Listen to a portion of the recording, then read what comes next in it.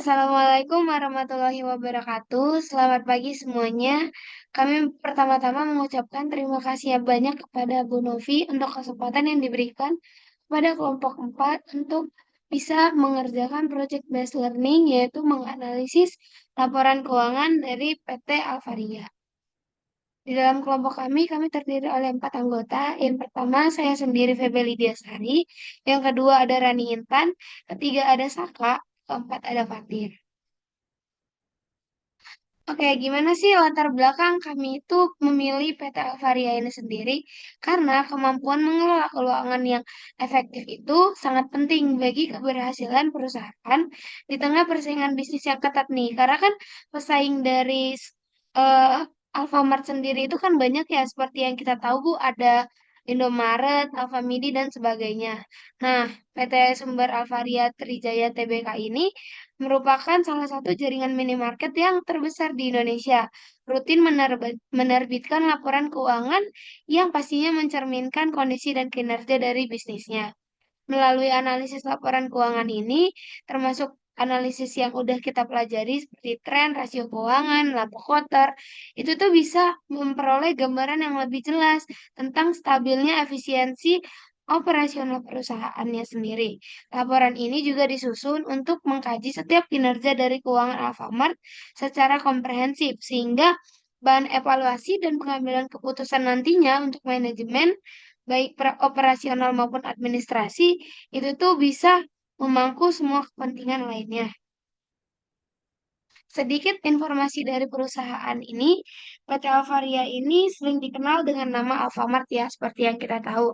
Dia itu merupakan salah satu perusahaan retail yang udah dikenal banyak orang. Dan dia itu udah didirikan pada tahun 1989 oleh Joko Susanto yang awalnya tadi hanya berbidangkan distribusi produk. Tapi sekarang dia itu udah berkembang pada tahun 1999 yang dimana perusahaan itu tuh udah menerbitkan minat market dengan membuka gerai pertama di daerah Karawaci, Tangerang. Kemudian perusahaan ini tuh udah tercatat di Bursa Efek Indonesia sejak tahun 2009 dan terus berkembang dengan menyediakan setiap produk-produk kebutuhan sehari-hari yang harganya terjangkau dan praktis.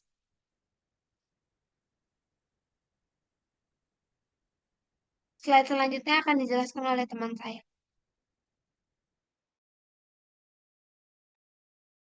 Selanjutnya ada analisa tren. Analisa tren adalah metode yang digunakan untuk memahami pola atau arah perubahan data dari waktu ke waktu. Dengan analisis ini, kita dapat melihat bagaimana data itu berkembang, baik dalam konteks bisnis, keuangan, atau bidang lainnya. Metode analisa tren ini tidak hanya membantu kita memahami data di masa lalu, tetapi juga memberikan wawasan tentang apa yang mungkin terjadi di masa depan. Dengan memahami pola yang ada, kita dapat membuat keputusan yang lebih baik lagi dan lebih terinformasi. Analisis tren ini juga merupakan alat yang sangat penting untuk membantu kita untuk tetap relevan di pasar yang terus berubah. Eh, Adapun manfaatnya itu seperti membantu perusahaan dalam pengambilan keputusan penting dengan memahami pola yang ada, mendukung perencanaan strategi bisnis baik dalam jangka pendek maupun jangka panjang, dan memberikan wawasan yang lebih akurat lagi untuk menyesuaikan rencana berdasarkan data. Adapun rumusnya yang dapat digunakan di analisa tren ini yaitu adalah tahun pembanding dibagi tahun dasar dikali 100%. Next.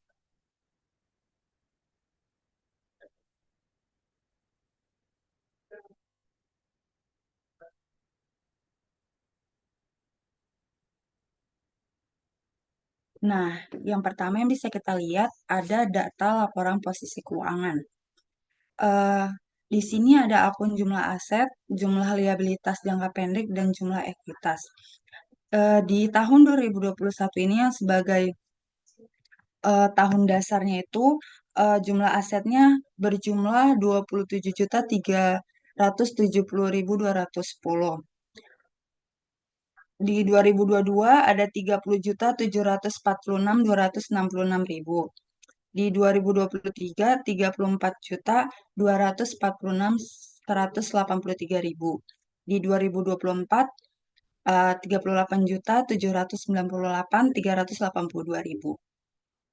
Di tahun 2021, jumlah liabilitas jangka pendeknya ada 16.376.061 rupiah.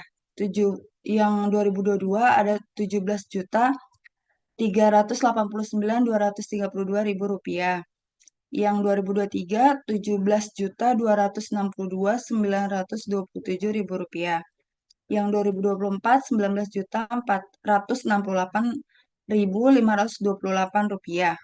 Di jumlah ekuitas 2021 ada 9.427.783 rupiah.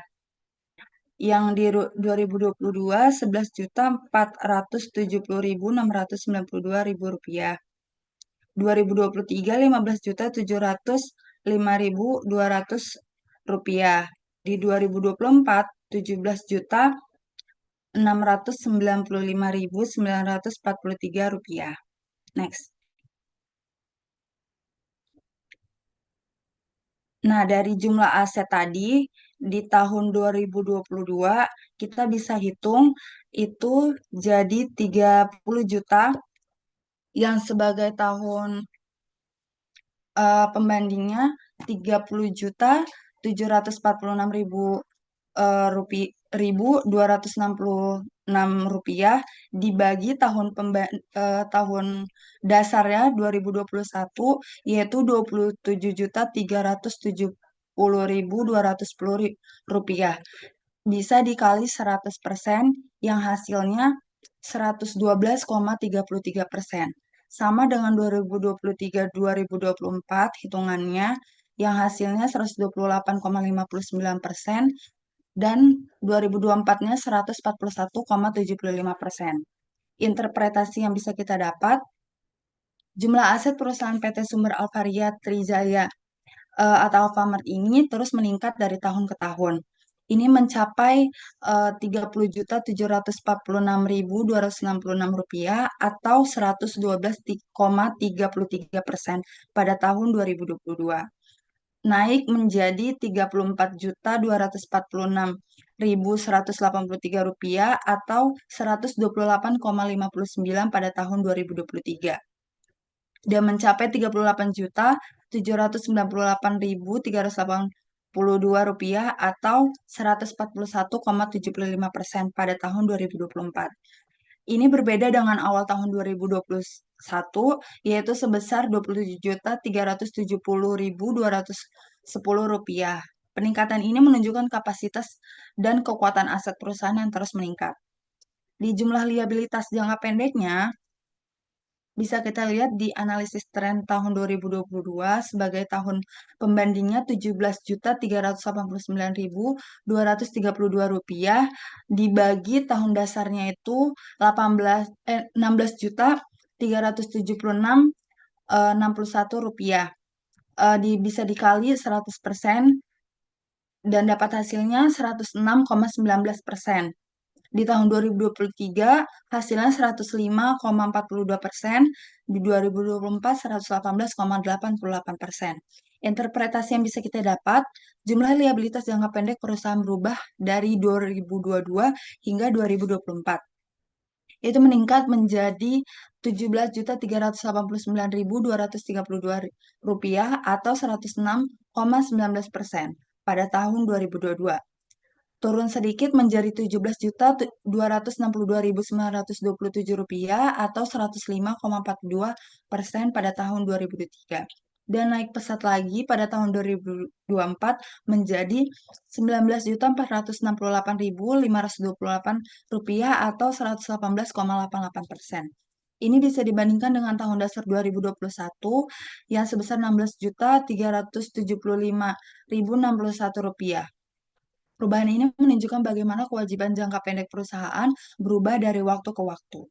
Next.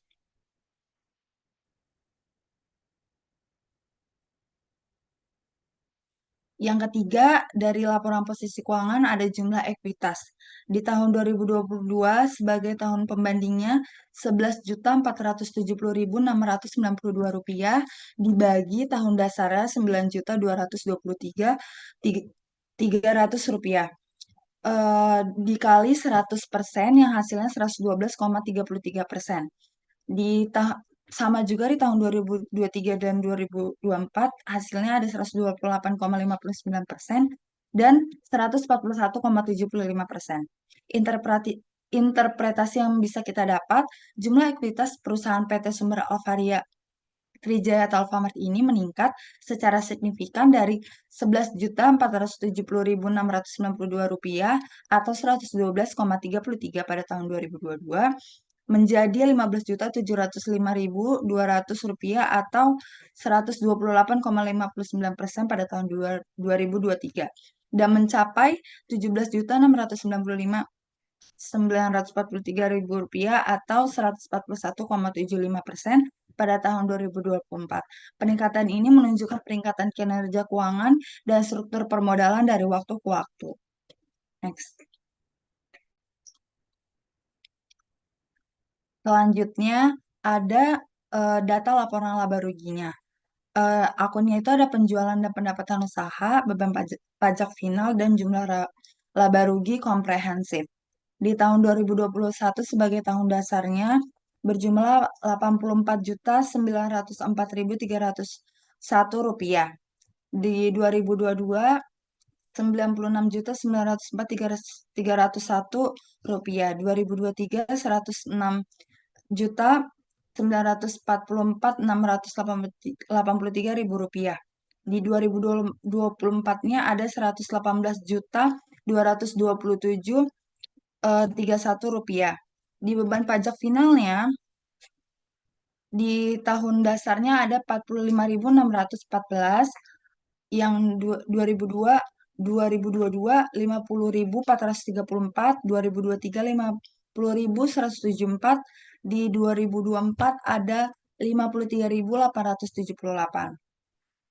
Di jumlah laba rugi komprehensif tahun dasar 2021 ada 1.963.027 rupiah, 2022 2.829.841 rupiah, di 2023 3.510.800 rupiah, di 2024 ada 3.116.854 rupiah.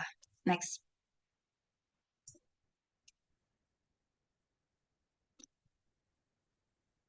Dari data akun laporan laba rugi yang pertama ada penjualan dan pendapatan usaha.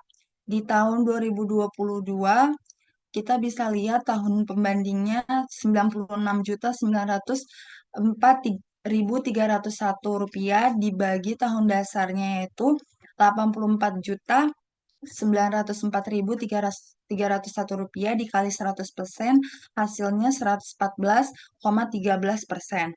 Di 2023 hasilnya 125,96%, di 2024 139,25%. Interpretasinya, selama periode 2022 sampai 2024, penjualan dan pendapatan perusahaan PT Sumber Alvaria ini terus meningkat, mencapai 96.904.301 rupiah atau 114,13% pada 2022. Naik menjadi 106.944.683 rupiah atau 125,96% pada 2023 dan mencapai 118.227.031 rupiah atau 139,25% pada tahun 2024. Peningkatan ini juga berbeda di tahun 2021 sebesar 84.904.31 rupiah. Peningkatan ini menunjukkan pertumbuhan pendapatan yang konsisten dan positif setiap tahunnya. Di beban pajak final, bisa kita lihat di 2022 sebagai tahun pembandingnya 50.434 rupiah. Di sini minus dibagi tahun dasarnya minus Rp45.614 dikali 100% yang hasilnya 110,57%. Di tahun 2023 kita bisa lihat hasilnya 110,110%. Di 2024 hasilnya 118,12%. Interpretasinya, beban pajak terakhir perusahaan ini meningkat secara relatif stabil dari tahun ke tahun, yaitu sebesar Rp50.434 atau 110,57% pada tahun 2022 dan sedikit turun menjadi 50.434 atau 110, dan turun menjadi 110,57 pada tahun 2022, sedikit turun menjadi 50.174 atau 110% pada 2023 dan kembali meningkat lagi menjadi 53.878 atau 118,12% pada tahun 2024. Ini berbeda dengan tahun dasar 2021 yang sebesar 45.614 dan peningkatan ini menunjukkan peningkatan beban pajak dan pendapatan perusahaan. Next.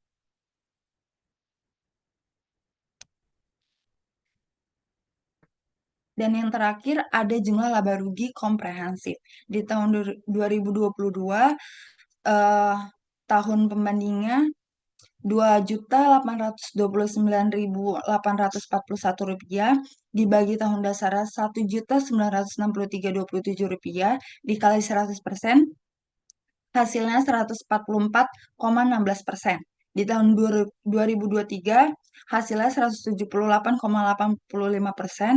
Di 2024, hasilnya 158,78%. Interpretasi yang bisa kita dapat, jumlah laba rugi komprehensif perusahaan ini meningkat secara signifikan dari tahun 2022 hingga 2024, yang meningkat menjadi Rp2.829.841 atau 144,16% pada tahun 2022, naik menjadi Rp3.510.000 atau 178,85% pada tahun 2023. Dan meskipun mengalami sedikit penurunan, tetap tinggi pada tahun 2024 sebesar Rp1.116.854 atau 158,78% dibandingkan dengan tahun dasar 2021 sebesar Rp1.963.027.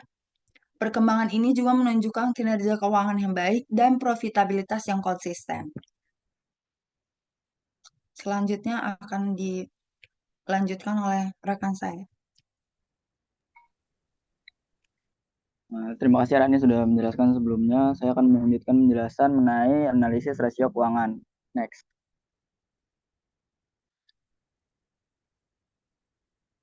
Jadi apa sih itu analisis rasio keuangan? Jadi analisis rasio keuangan itu adalah upaya yang dilakukan untuk mengukur keadaan keuangan dalam perusahaan atau bisnis dengan memanfaatkan data dari laporan keuangan untuk membuat perbandingan yang dimanfaatkan untuk menentukan strategi pada perencanaan perusahaan atau bisnis di masa mendatang dan sebagai cara dalam menunjukkan performa suatu perusahaan atau bisnis pada investor sehingga terlihat potensi kelayakan perusahaan atau bisnis dalam mendapatkan investasi atau dana.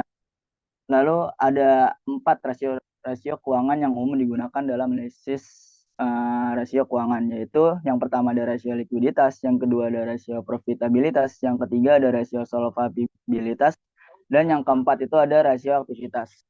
Next. Yang pertama itu rasio likuiditas. Jadi apa sih rasio likuiditas itu? Rasio likuiditas itu menurut Subramanyam dan John tahun 2012 digunakan untuk mengetahui kondisi perusahaan untuk memenuhi kewajiban jangka pendek tepat waktu, sehingga rasio likuiditas menjadi penting bagi para pengguna laporan keuangan dalam mengambil keputusan untuk mengetahui pemenuhan kewajiban lancarnya dengan aktivitas lancar perusahaan. Lalu ada 8 jenis rasio likuiditas, yaitu yang pertama ada current ratio, terus yang kedua ada quick ratio, yang ketiga ada cash ratio, yang keempat ada account receivable turnover, yang kelima ada collection period accounts receivable, Yang keenam ada working capital to total asset ratio. Yang ketujuh ada inventory turnover. Dan yang kedelapan ada average days inventory. Next. Jadi current ratio itu adalah alat pengukur kemampuan suatu perusahaan dalam membayar kewajiban jangka pendek dengan menghitung total aset lancar dibagi dengan total kewajiban jangka pendek. Rumusnya itu ada dua nih. Yang pertama itu current ratio itu di rumusnya itu aktiva lancar dibagi dengan hutang lancar. Lalu yang rumus kedua itu bedanya hanya dikali 100%. Terus bagaimana sih perhitungan analisis current ratio pada laporan keuangan PT Sumber Alvaria Trijaya Tbk? Seperti yang terlihat di gambar, itu di tahun 2022 aktiva lancar PT Sumber Alvaria itu sebesar 15.664.200 rupiah dan dibagi dengan hutang lancarnya itu sebesar 17.389.232 rupiah yang akan menghasilkan 0,90 kali dan dikali dengan 100% jadi maka menghasilkan 90,8%. Begitupun tahun 2023 dan 2024 yang di 2023 akan menghasilkan 1 kali dan menghasilkan persentase sebesar 100,36%. Lalu yang 2024 itu 1,04 kali, lalu presentasinya 104,48%. Interpretasinya itu adalah dari hasil analisis di atas itu dapat diketahui bahwa PT Sumber Alvaria Trijaya Tbk itu mengalami kerugian tiap tahunnya dalam menjamin setiap Rp1 hutang lancar sebesar 0,90 kali tahun 2022, 1 kali tahun 2023, dan 1,04 kali tahun 2024 yang artinya akan dijamin oleh aktiva lancar pada tahun 2022 sebesar Rp90, 0,90 rupiah, tahun 2023 sebesar Rp1 dan tahun 2024 sebesar Rp1,04. Ini tuh menandakan bahwa perusahaan itu terus mengalami peningkatan kemampuan dalam memenuhi kewajiban jangka pendeknya. Next. Lalu yang kedua ada quick ratio. Quick ratio itu adalah suatu pengukuran untuk mengukur kemampuan perusahaan dalam memenuhi kewajiban jangka pendeknya dengan menggunakan aset yang liquid yang terdiri dari kas, efek atau wesel, dan piutang dagang. Lalu untuk rumus untuk mencari quick ratio ini itu ada dua. Yang pertama itu aktiva lancar yang di dalamnya itu ada kas, efek, dan piutang dagang dibagi dengan hutang lancar. Lalu dengan rumus keduanya itu tinggal dikali 100% saja. Lalu untuk perhitungan analisis quick ratio pada laporan keuangan PT Sumber Alvaria Trijaya Tbk itu untuk tahun 2022 aktiva lancar yang isinya itu ada kas dan piutang dagang saja itu sebesar Rp6.308.427 dibagi dengan hutang lancarnya itu sebesar Rp17.389.232 yang akan menghasilkan 0,36 kali dan dikali dengan 100% maka didapatkan persentase 36,28%. Begitu juga dengan 2023 dan 2024. Di 2023 akan menghasilkan 0,40 kali dan dengan persentase 39,89%. Lalu di 2024 itu akan menghasilkan 0,41 kali dan persentase 41,48%. Dari hasil analisis ini dapat diketahui bahwa PT Sumber Alvaria Trijaya itu mengalami kenaikan tiap tahunnya dalam menjamin setiap Rp1 hutang lancar sebesar 0,36 kali tahun 2022, 0,40 kali di tahun 2023, dan 0,41 kali tahun 2024. Yang artinya ini itu akan dijamin oleh aktiva lancar yang hanya didukung kas dan piutang dagang pada tahun 2022 itu sebesar Rp0,36 dan tahun 2023 Rp0,40 dan tahun 2024 Rp0,41. Ini itu menunjukkan bahwa hanya dengan kas dan piutang dagang perusahaan itu tidak dapat memenuhi kewajiban jangka pendeknya. Akan tetapi perusahaan terus mengalami peningkatan kemampuan tiap tahunnya dalam memenuhi kewajiban jangka pendeknya. Next.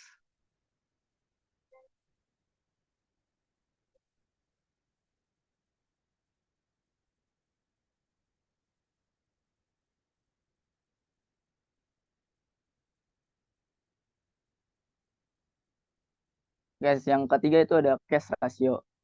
Cash ratio itu adalah suatu pengukuran yang digunakan untuk menilai sejauh mana finansial perusahaan yang terdiri dari kas serta setara kas dalam melunasi kewajiban lancar yang dimiliki oleh perusahaan. Rumus untuk menghitung cash ratio itu yang pertama ada kas ditambah efek dibagi utang lancar. Lalu yang kedua, rumus yang kedua itu tinggal dikali 100% aja.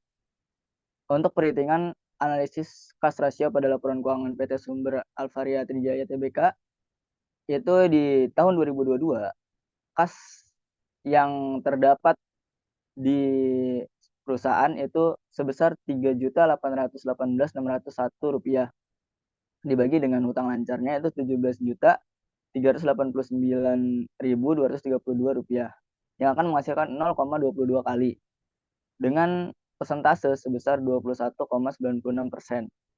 Begitupun 2023 dan 2024 bisa dilihat di gambar dan akan menghasilkan 0,24 kali dengan persentase 23,60%, dan di 2024 itu akan menghasilkan 0,25 kali dengan persentase 24,89%. Dari hasil analisis ini dapat diketahui bahwa PT Sumber Alvaria Trijaya mengalami kenaikan tiap tahunnya dalam menjamin setiap Rp1 hutang lancar sebesar 0,22 kali tahun 2022, 0,24 kali tahun 2023, dan 0,25 kali tahun 2024. Yang artinya akan dijamin oleh aktiva lancar yang hanya didukung kas pada tahun 2022 sebesar Rp0,22 dan tahun 2003 sebesar Rp0,24 dan di tahun 2024 itu sebesar Rp0,25. Dari hasil ini tuh menunjukkan bahwa hanya dengan kas perusahaan tidak dapat memenuhi kewajiban jangka pendeknya. Akan tetapi perusahaan terus mengalami peningkatan kemampuan tiap tahunnya dalam memenuhi kewajiban jangka pendeknya. Next.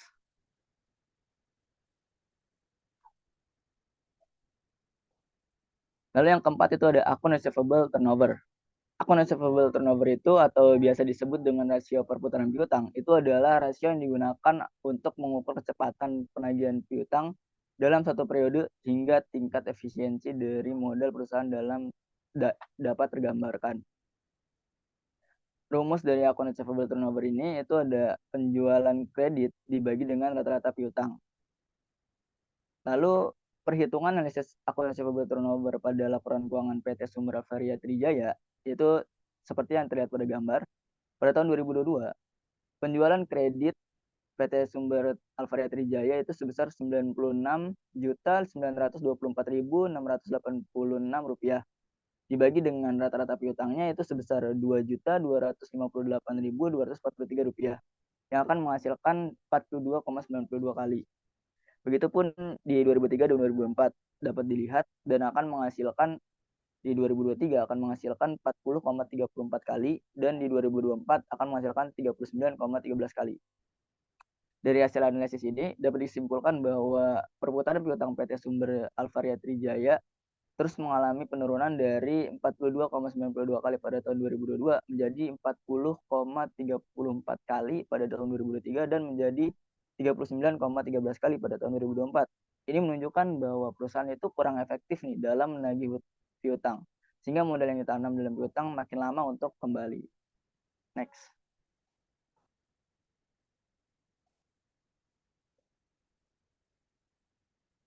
Lalu yang kelima itu ada collection period accounts receivable. Collection period accounts receivable itu adalah jumlah waktu yang dibutuhkan perusahaan untuk menerima pelunasan piutang yang terhutang oleh kliennya. Perusahaan menggunakan analisis ini untuk memastikan klien memiliki cukup uang tunai untuk memenuhi kewajiban keuangannya.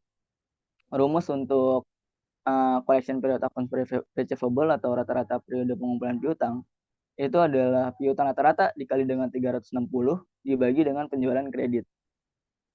Perhitungan analisis collection period account receivable pada laporan keuangan PT Sumber Alvaria Trijaya itu seperti pada gambar yang terlihat.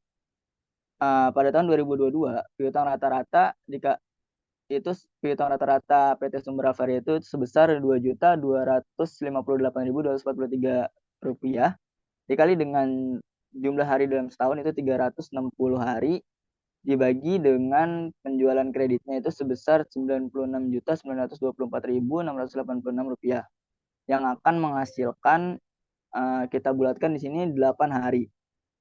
Lalu di tahun 2023 dapat dilihat dan akan menghasilkan 9 hari, lalu 2024 akan menghasilkan 9 hari juga.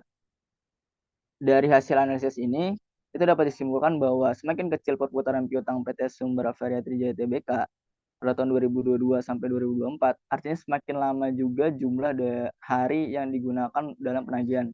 Terbukti bahwa penagihan pada tahun 2022 itu 8 hari dan pada tahun 2023 dan 2024 itu 9 hari tiap kali menagih. Next.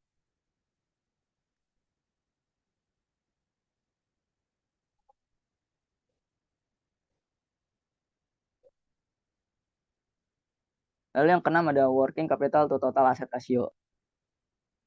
Working capital to total asset ratio itu adalah rasio yang digunakan untuk mengukur seberapa proporsional dana perusahaan yang digunakan untuk kebutuhan operasional jangka pendek dibandingkan dengan total asetnya, dan berguna untuk mengevaluasi seberapa besar aset perusahaan digunakan untuk kebutuhan jangka pendek dibanding keseluruhan aset.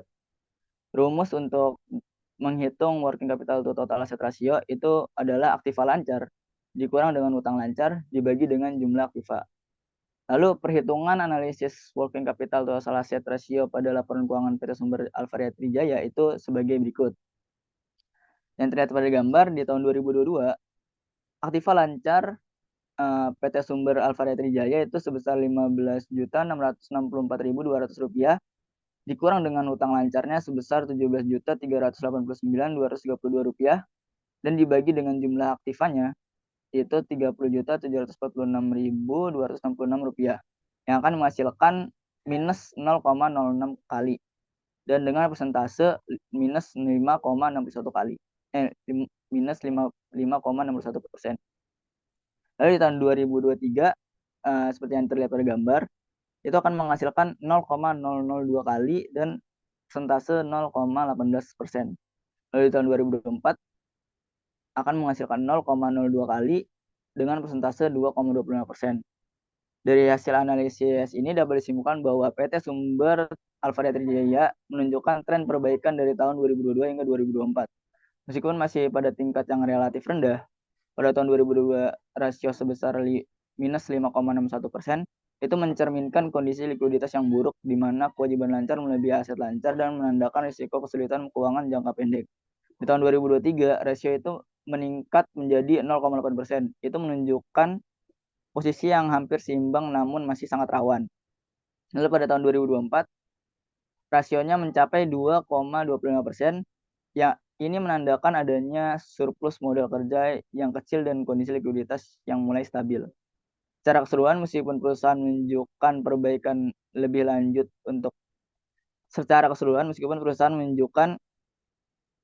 peningkatan lebih lanjut perbaikan dalam pengolahan modal kerjanya, nilai rasio yang masih rendah menunjukkan perlunya peningkatan lebih lanjut untuk memastikan ketahanan likuiditas jangka pendek dan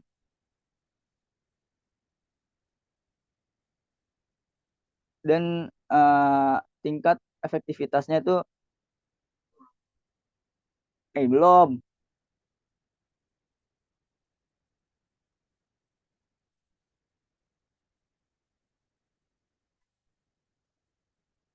Dan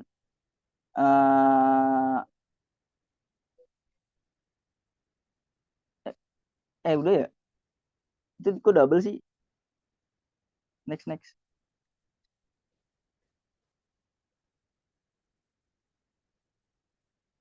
Terus yang ke-7 itu inventory turnover.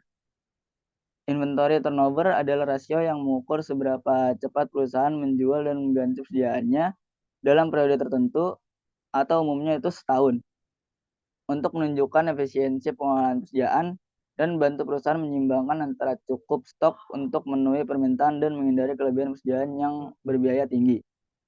Rumus untuk inventory turnover itu adalah harga pokok penjualan dibagi dengan rata-rata persediaan. Lalu perhitungan analisis inventory turnover pada laporan keuangan PT Sumber Avaria Trijaya itu sebagai berikut. Seperti pada gambar, di tahun 2022 harga pokok penjualan PT Sumber Rafa Trijaya Rp76.902.242 dibagi dengan rata-rata persediaannya Rp8.941.881 yang akan menghasilkan 8,60 kali. Dan di tahun 2023 serta 2024 dapat dilihat perhitungannya. Di 2023 akan menghasilkan 8,73 kali dan di 2024 akan menghasilkan 8,49 kali. Dari hasil analisis ini diketahui bahwa PT Sumber Rafa Trijaya Tbk menunjukkan tingkat perputaran persediaan yang relatif stabil dan tinggi selama periode 2022-2024. Pada tahun 2022, inventory turnover perusahaan berada di angka 8,60 kali, yang menunjukkan bahwa persediaan terjual dan diganti sebanyak 8,6 kali dalam setahun. Ini mengindikasikan pengelolaan persediaan yang cukup efisien. Pada tahun 2023, rasio ini sedikit meningkat menjadi 8,73 kali. Ini mencerminkan peningkatan efisiensi dalam penjualan dan pengelolaan stok. Namun pada tahun 2024, rasio turun tipis menjadi 8,49 kali, yang masih tergolong stabil dan tetap menunjukkan rotasi persediaan yang sehat. Secara keseluruhan, selama periode 2022 sampai 2024, perusahaan mampu menjaga perputaran persediaan dalam kisaran yang baik dan konsisten, tanpa adanya fluktuasi tajam yang dapat mengindikasi masalah dalam manajemen persediaan. Next.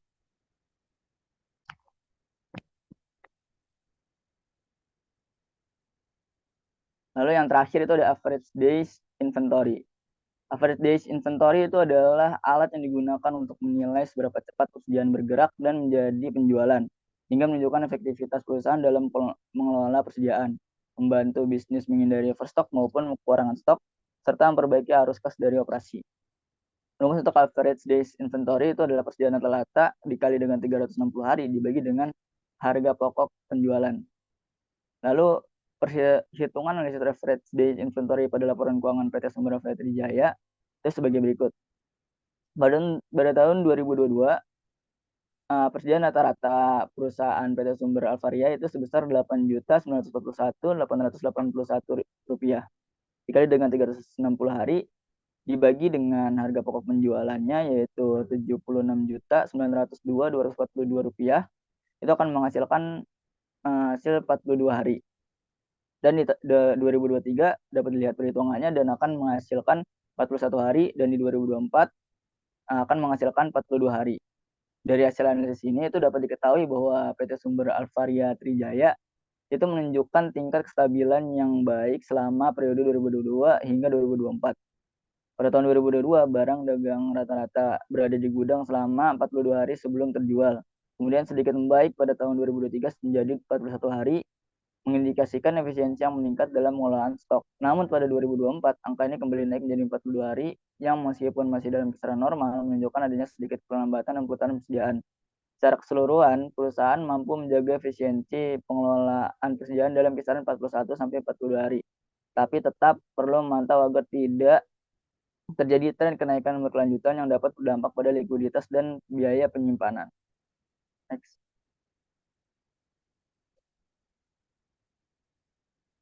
Oke, selanjutnya akan dilanjutkan oleh teman saya. Oke, saya izin ambil alih. Di sini saya akan menjelaskan tentang analisa solvabilitas.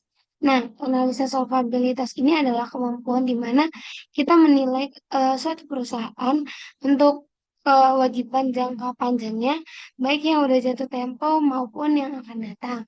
Nah, ini tuh melibatkan beberapa jenis penggunaan rasio keuangan seperti debit, debt to equity ratio, dan debt to asset ratio, dan sebagainya. Kemudian digunakan untuk mengukur bagaimana kemampuan perusahaan ini dalam melunasi utang dengan menggunakan aset yang dimilikinya. Oke, di sini kita udah dapat data dari neraca konsentrasi yang udah kita dapetin dari laporan keuangan yang udah ada. Nah, kita udah bisa tahu kalau di sini ada total liabilitas yang dimana total liabilitasnya itu berjumlah 19.275.574 pada tahun 2022 dan 2023 dan 2024 seperti yang tercantum. Untuk ekuitasnya sendiri ada 11.470 692.000 untuk tahun 2022, 2023, dan 2024-nya sudah tercantum di sini. Dan total asetnya sendiri, kita bisa lihat juga ada 30.746.266, yang dimana ada juga data untuk tahun 2023-nya dan 2024-nya.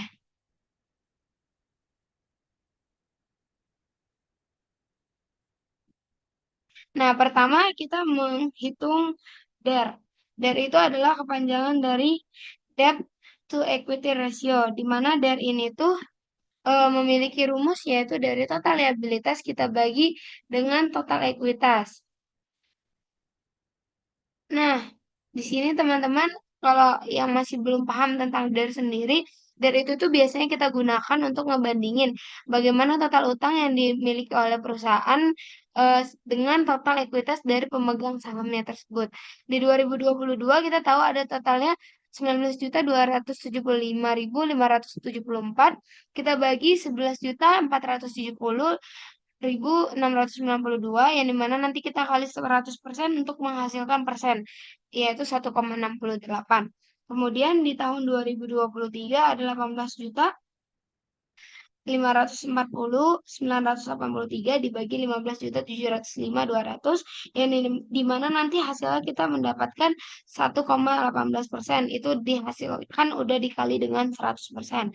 Kemudian di 2024 itu ada 21.102.439 yang dibagi dengan 17.695.943 yang nantinya itu kita kali dengan 100% untuk menghasilkan jumlah seperti tertera 1,19%. Untuk interpretasi dari ini sendiri yaitu pada tahun 2022 perusahaan ini memiliki DER sebesar 1,68 yang menunjukkan bahwa setiap Rp1 ekuitas digunakan untuk menanggung 1,68 utang. Ini tuh menandakan tingkat leverage yang tinggi dan ketergantungan yang besar terhadap pendanaan eksternal. Namun pada tahun 2023 terjadi penurunan DER secara signifikan menjadi 1,18. Penurunan ini biasanya mencerminkan adanya peningkatan ekuitas yang substansial dan penggunaan pengelolaan keuangan itu lebih baik, sehingga struktur pemodalan perusahaan ini jadi lebih baik dan sehat. Sedangkan di tahun 2024, rasio DER ini meningkat lagi nih menjadi 1,16. Tetapi ini itu masih stabil ya teman-teman, karena masih di batas wajar dari sektor retail. Kestabilan ini tuh menunjukkan bahwa perusahaan ini tuh bisa berhasil menjaga keseimbangan antara utang dan modal dia sendiri, sehingga kontrolnya lebih baik terhadap struktur pendanaannya. Kemudian ada debt to asset ratio. Debt to asset ratio ini tuh menunjukkan proporsi utang terhadap total aset yang dimiliki oleh perusahaan sendiri. Rasio ini tuh memberikan gambaran tentang tingkat rasio perusahaan, keuangan perusahaan, seberapa besar sih aset yang dibebanin oleh kewajiban ataupun utang. Di 2022 ada 19.275.574, kita bagi dengan asetnya itu ada sekitar 30.746.266, yaitu sejumlah 62,7%. Sedangkan di 2023 itu ada 18.540.983 dibagi 34.246.183. Dikali 100% akan menghasilkan 54,2%. Dan 2024 21.102.439 dibagi 39.798.382 yang menghasilkan 54,4%. Untuk interpretasinya sendiri, perusahaan ini tuh berhasil menurunkan ketergantungan terhadap utang dari tahun 2022 sampai 2023. Lalu dia bisa bertahan stabil untuk struktur modalnya pada tahun 2024. Meskipun sebagian aset masih dibiayain oleh utang, namun kondisi ini tuh masih dalam batas wajar, terutama untuk industri yang padat aset dan memerlukan pembiayaan besar seperti manufaktur ataupun retail. Kemudian ada analisa profitabilitas. Di sini itu udah tertera data laporan dari laba rugi yang udah kami dapatkan untuk PT Alvaria ini. Nah, buat teman-teman yang belum tahu, mungkin analisa profitabilitas itu apa? Yaitu metode yang digunakan untuk mengevaluasi kemungkinan terjadinya suatu peristiwa di masa depan. Ini tuh bisa digunakan untuk mengukur gimana kisaran peluang apakah perusahaan ini itu bisa berkembang ataupun tidak. Nah, untuk analisa profitabilitas ini kita menggunakan data laporan laba rugi yang dimana kita harus mencari tahu laba kotor, laba bersih, total aset, dan ekuitasnya. Dan hal tersebut itu sudah tertera di dalam laporan yang udah disajikan. Nah, di analisa profitabilitas ini tuh ada yang namanya gross profit margin. Itu tuh artinya suatu analisa di mana rasio keuangan menunjukkan seberapa besar laba kotor yang diperoleh oleh perusahaan dari penjualan setelah dikurangi biaya langsung untuk memproduksi barang atau jasa. Biasanya dikenal dengan HPP, teman-teman. Nah, rumusnya sendiri itu ada laba kotor dibagi penjualan bersih. Di 2022 itu ada 25 juta dibagi 97 juta 45 ribu. Itu dikali 100% menghasilkan 25,8%. Kemudian di 2023 ada 28.500 dibagi 109.700.000 akan menghasilkan 26%, dan di 2024 ada 32.800 dibagi 123.400 akan menghasilkan 26,6%. Yang artinya di mana nanti pada tahun 2022 GPM ini kan tercatat 25,8% nih teman-teman. Itu tuh menunjukkan bahwa perusahaan ini tuh menghasilkan laba kotor tuh menghasilkan laba kotor sebanyak 25.800 untuk setiap penjualan 100.000 penjualan bersih setelah mengurangi biaya pokok dari penjualan. Nilai ini tuh meningkat menjadi 26% dan terus meningkat menjadi 26,6%. Peningkatan ini tuh menunjukkan bahwa efisiensi operasionalnya itu stabil dan biaya produksi strategi penerapan harganya baik. Kemudian ada net profit margin, yang dimana net profit margin ini itu adalah rasio laporan keuangan yang menunjukkan persentase laba rugi yang dihasilkan dari total penjualan bersih. Rasio ini tuh menggambarkan berapa efisiensi perusahaan ini mengelola semua beban dan menghasilkan keuntungan akhir. Nah, rumusnya itu adalah laba bersih dibagi penjualan bersih yang nantinya kita kali 100% untuk mendapatkan hasil persentase. Di 2022 itu ada 2.651.000 dibagi 97.045.000 akan menghasilkan 2,73%. Di 2023 ada 3.612 dibagi 109.700 akan menghasilkan 3,29%. Dan di 2024 ada 4.417 dibagi 123.400 akan menghasilkan 3,58%. Interpretasinya adalah berdasarkan data yang udah kita temuin nih teman-teman, NPM dari perusahaan ini tuh meningkat. Pada tahun 2022 itu ada 2,73, berarti setiap 100.000 penjualan perusahaan ini menghasilkan 2,73 ribu laba bersih. Angka ini terus meningkat, itu tuh mencerminkan perbaikan pengelolaan biaya baik dari sisi operasional maupun non-operasional, seperti beban bunga dan pajak. Meskipun margin labanya masih relatif tipis, tren yang konsisten ini menunjukkan bahwa perusahaan ini berupaya meningkatkan profitabilitas secara berkelanjutan.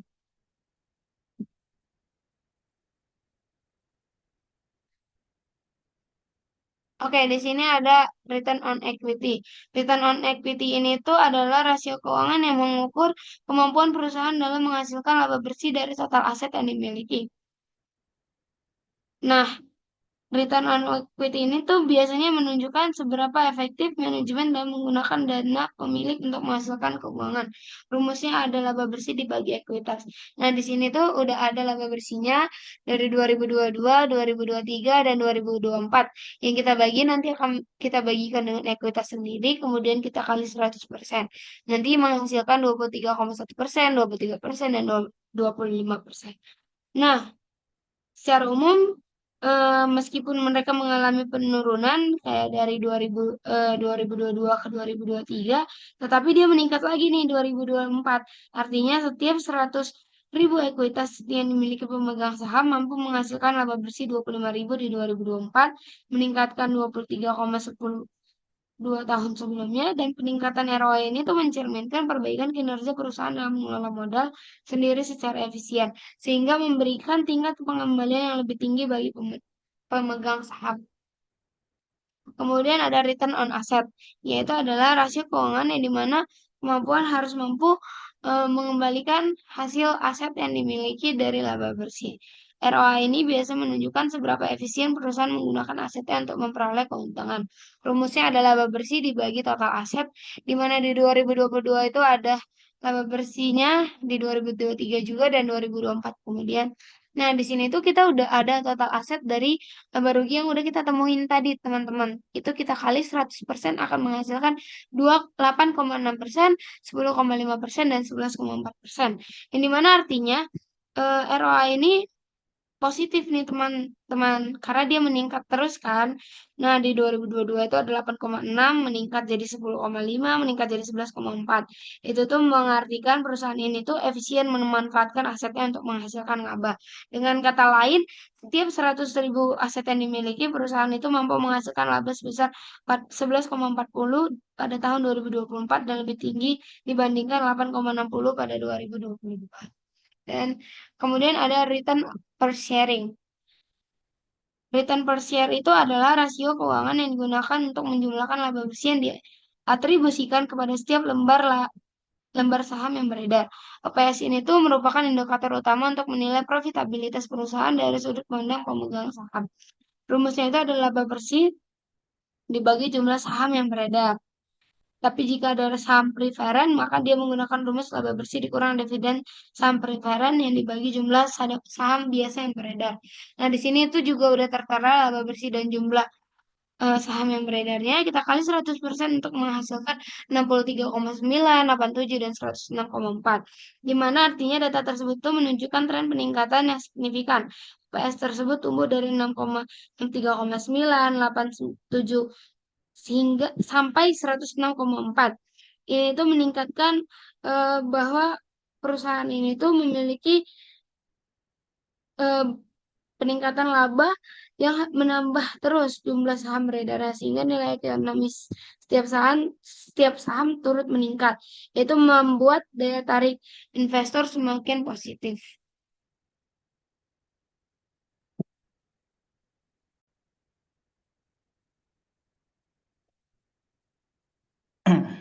Oke, selanjutnya adalah rasio aktivitas. Rasio aktivitas itu digunakan untuk mengetahui efisiensi organisasi dalam memanfaatkan asetnya untuk menghasilkan kas dan pendapatan. Rasio ini digunakan untuk memeriksa tingkat investasi yang dilakukan pada aset dan pendapatan yang dihasilkannya. Karena alasan ini, rasio aktivitas juga dikenal sebagai rasio operasi atau analisis rasio perputaran. Sebenarnya di sini pertama ada inventory turnover, tapi sebelumnya sudah dijelaskan oleh Saka.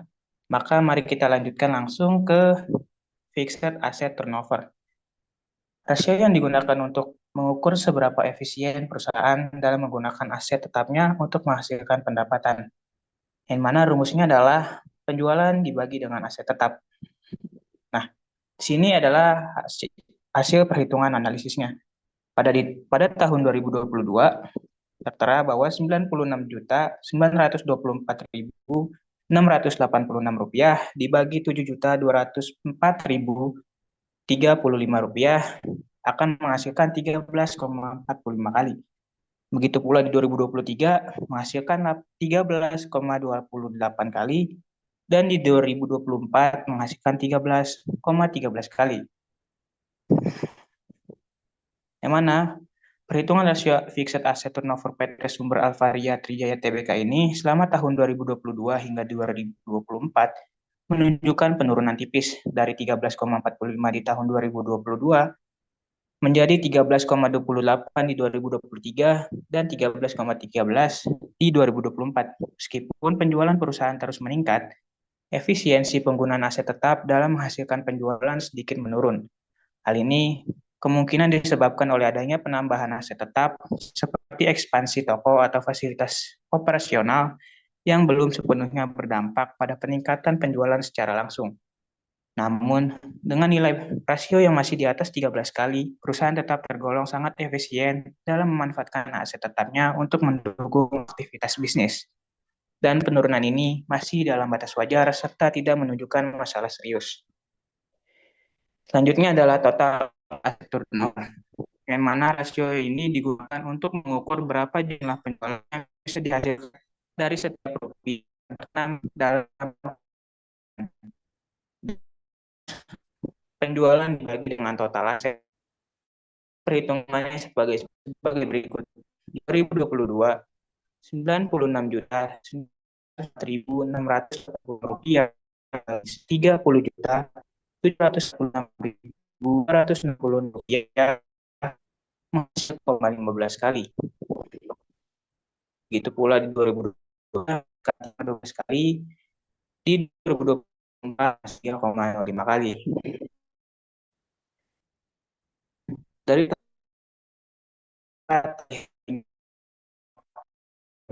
dari 13.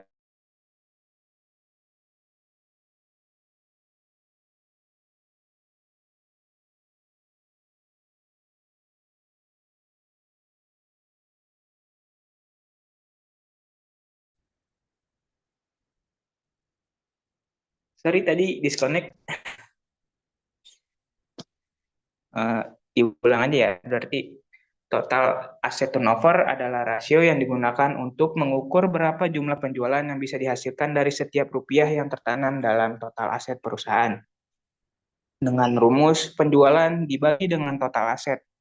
Dan perhitungannya berikut, yaitu pada tahun 2022, 96.984.688 rupiah dibagi dengan 30.746.266 rupiah akan menghasilkan 3,15 kali. Begitu pula di 2023 menghasilkan 3,12 kali dan di 2024 3,05 kali. Perhitungan ini dari tahun 2022 hingga 2024 terlihat adanya penurunan bertahap dari 3,15 kali menjadi 3,12 kali dan 3,05 kali di tahun 2024. Rasio ini mengukur seberapa efisien perusahaan dalam menggunakan seluruh aset yang dimilikinya untuk menghasilkan penjualan. Penurunan ini menunjukkan bahwa meskipun penjualan meningkat setiap tahun, jumlah aset perusahaan tumbuh lebih cepat dibandingkan peningkatan penjualan, sehingga efisiensi pemanfaatan aset secara keseluruhan sedikit menurun. Meski demikian, nilai rasio di atas 3 kali masih mencerminkan kinerja yang baik dan menunjukkan bahwa perusahaan masih mampu menghasilkan penjualan lebih dari 3 kali lipat dari total aset yang dimilikinya, yang menandakan manajemen aset yang cukup efektif secara umum. Next.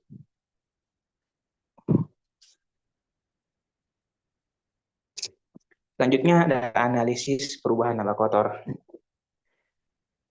Secara umum, analisis perubahan laba kotor adalah suatu analisa untuk mengetahui sebab-sebab perusahaan laba kotor suatu perusahaan dari satu periode ke periode lain, atau perubahan laba kotor suatu periode laba dengan laba yang diwajibkan untuk periode tersebut. Next.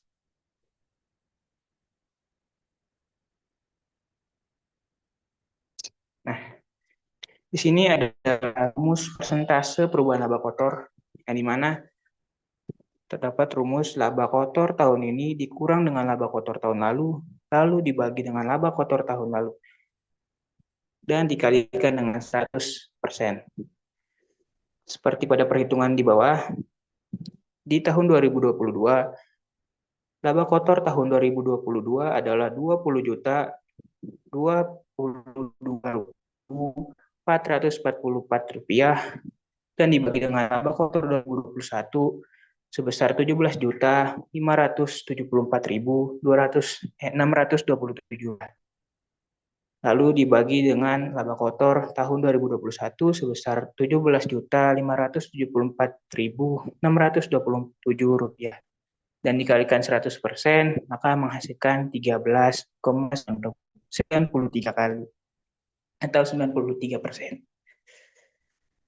Dan di 2023 menghasilkan 15,20%, di 2024 menghasilkan 9,97%. Perubahan laba kotor PT Sumber Alvaria Trijaya ini dari tahun 2022 hingga 2024 terlihat bahwa laba kotor perusahaan terus mengalami pertumbuhan positif setiap tahunnya. Pada tahun 2022, laba kotor meningkat sebesar 13,93% dibandingkan tahun sebelumnya. Kemudian bertumbuh lagi lebih tinggi sebesar 15,20% di tahun 2023.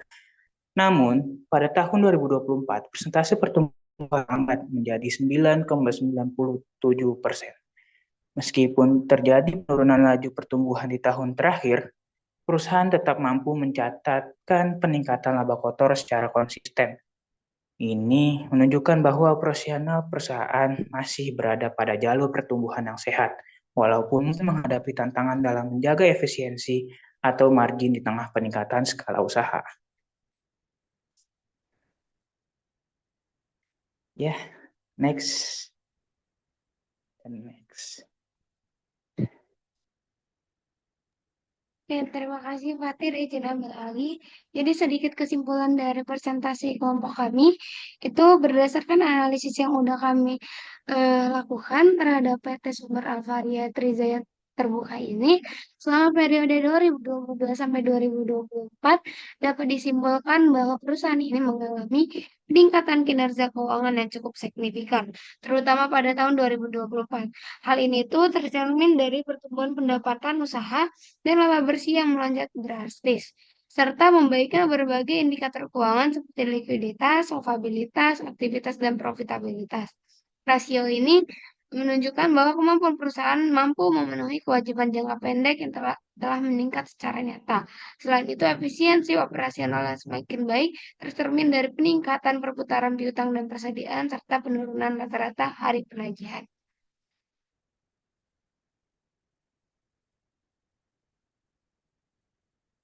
Sekian presentasi dari kelompok 4.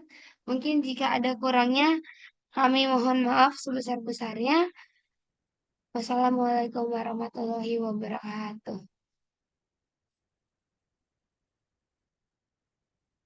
Gimana ya nih?